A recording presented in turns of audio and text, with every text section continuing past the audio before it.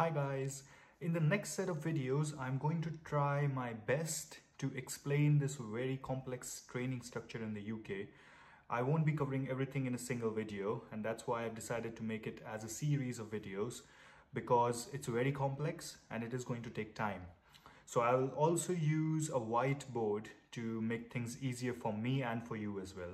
So let's move on to the whiteboard.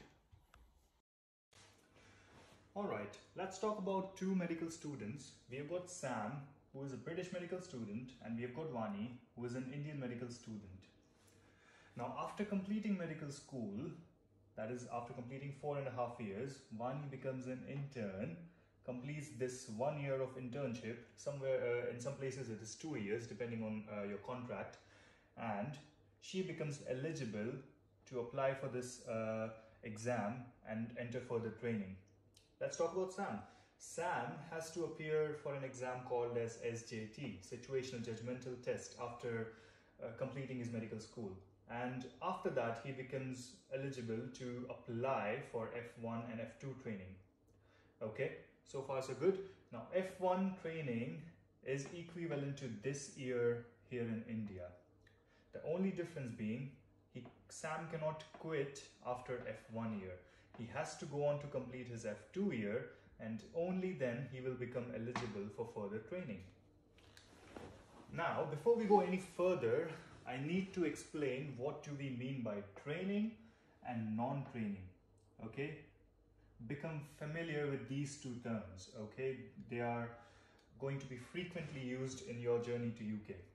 Now, in simple terms, training means you are in residency. So if you are in a training job, that means you are in a residency program.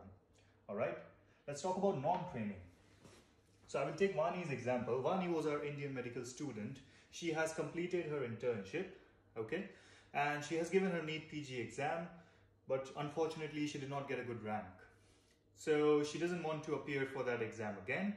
She decides to just work for 1 or 2 years as a doctor, because she is a doctor and she can work as a doctor.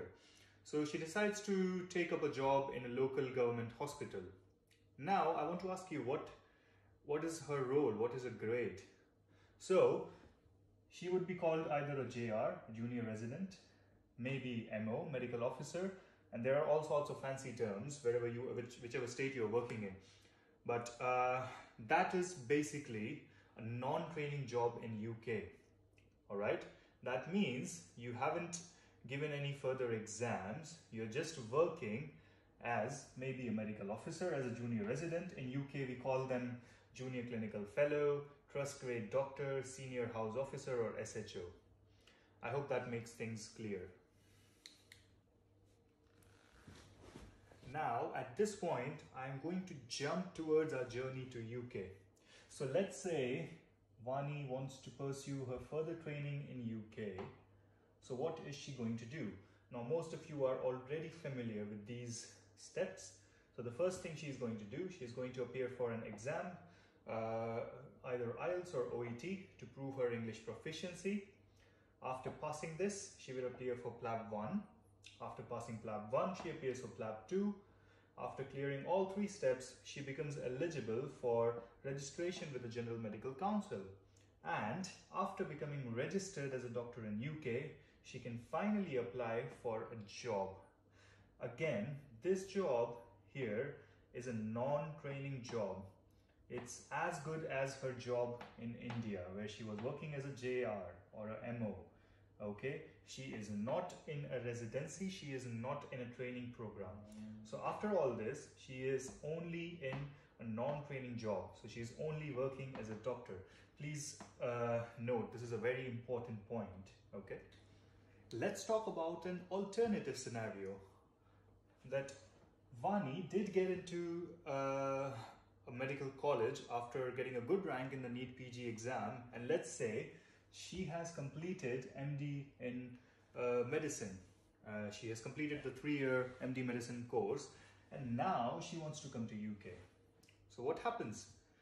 Now, she has got 2 options. Either she takes the PLAB route, which we have already talked about, or let's say during her MD, she is a bright student. She has been doing a lot of studying during her MD itself, and she managed to clear all the 3 steps of MRCP while there in India.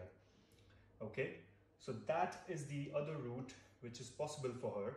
She can apply for GMC registration on the basis of MRCP and get a job again. Now, again, this job is going to be a non-training job. It's not going to get her into a residency directly. The difference will be, this will be a high-paying job for her because she has got experience. So this MD will be counted as 3 years of experience when she comes to UK. So her pay would be higher. Just a short note here, what if someone has completed MS General Surgery? So again, the pathway is going to be the same, but the exam is going to be different. So this person will have to appear for the MRCS exam. Someone who has done obs-gynae training will have to appear for MRCOG, and it will be so on for other specialties. For example, if you have completed PEDS, then you go for MRCPCH. So you just have to find the exam which is suitable, which is suited to your specialty, and then you use this pathway to get GMC registration and get a job in either medicine, surgery, obs-gynae, etc., etc. Okay guys, so I hope whatever we have covered in this video is going to set up a good foundation for whatever else we are going to talk about later on. So a few important things I would like to stress on again. PLAB, MRCP, MRCS, all these exams, they are just, you can say, qualifying exams or eligibility exams.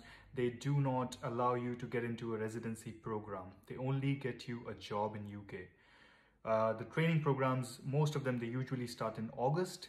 Their applications open somewhere in November. So you have to apply separately for each of these training programs. You have to appear for interviews.